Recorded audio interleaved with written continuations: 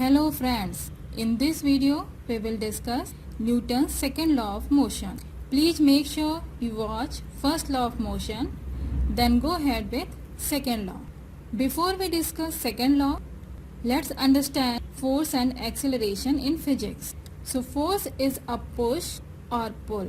That means if you push an object or pull a thing, both ways you are applying a force on that object in the direction of push or pull. For example, this person kicks this ball, so this person actually pushes this ball with his foot. That means he is applying the force in the direction of push towards the ball.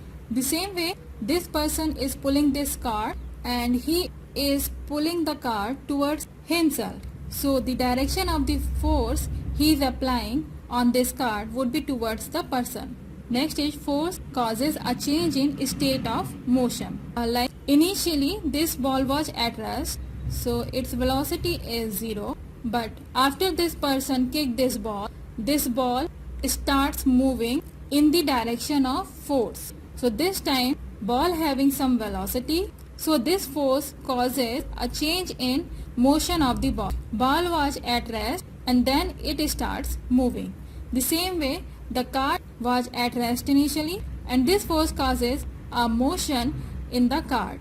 So when we say the change in state of motion, that means change in velocity of the object. So simply you can say force causes a change in velocity of the object. Next is acceleration. Acceleration means speed up or slow down.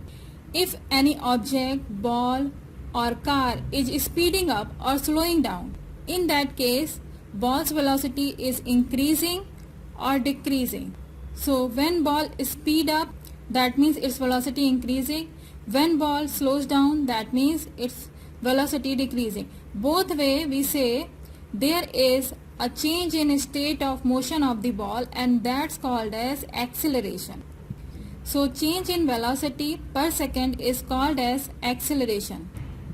This car is moving with velocity 2 meters per second and we say car speeds up, that means after some times car's velocity is 4 meters per second. So this speeds up means car is accelerating, and we can find the value of acceleration by finding the change in velocity, delta V over delta T. Now the second law of motion. A force applied on an object causes acceleration in the object. This acceleration is directly proportional to applied net force and inversely proportional to mass of the object. So suppose this person is pulling the cart, so he is applying a force on the cart towards himself, and this force will accelerate this cart. That means cart's velocity will change. Initially it was at rest and now cart will start moving in the direction of the force. Suppose cart is accelerating with acceleration A, so this acceleration is directly proportional to the applied force. That means more force will cause more change in velocity. Means if you will apply more force, cart will accelerate to the greater velocity. So if you apply more force, car will move faster. If you will apply less force, cart will move slower. And this acceleration is inversely proportional to the mass. That means if cart is heavier or having more mass, then it will accelerate with the lower value. The change in velocity in the cart would be less. If cart is lighter, then the same force will cause more acceleration or more change in velocity. We can write the formula of acceleration like this, and we can also write it as F equals ma, which expresses the Newton's second law. Here F is actually the net force on the object. If there is a single force acting on the object, then we say that force is the net force. But if there are two forces, then we have to find the resultant force of those two forces to find the net force.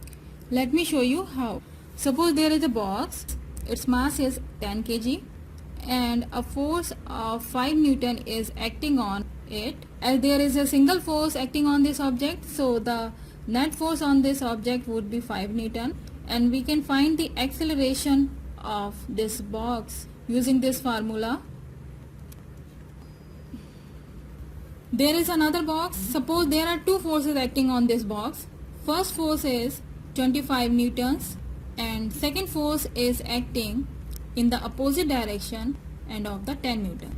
So the net force acting on the object would be F1 minus F2. We need to subtract both forces as they are acting in the opposite direction. 25 minus 10 would equal 15 newtons. Now acceleration would be F net over m, and net force is actually only 15 newtons. That will give us 1.5 meter per second. Here you can compare these two situations. In the first situation, net force was only 5 newtons, so it accelerates 0.5 meter per second square. In the second case, force is increased like 15 newton, so acceleration is also increased. So the larger force causes larger acceleration in the box. Here is the another definition of Newton's second law. The rate of change of momentum of a body is directly proportional to the force applied, and this change in momentum takes place in the direction of the applied force. Suppose there is a force F acting on this box, and this force causes a change in velocity in this box. So initially it was at rest. Suppose after some time box is moving with velocity v2. So the force would equal to rate of change of momentum.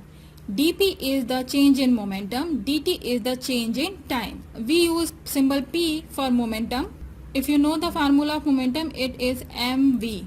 So here dp is actually change in momentum. So we can say final momentum minus initial momentum would give us change in momentum, and the time interval delta t. So we can write it mvf minus mvi. The formula of momentum is p equals m times v. So we can write it as vf minus vy. This is the formula of acceleration, change in velocity over change in time. So f equals actually m times a.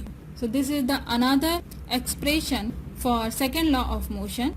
I hope you understand this topic so far. In the next video, we will discuss Newton's third law of motion. So stay tuned and study more. Don't forget to subscribe, share and like for daily updates. Thank you.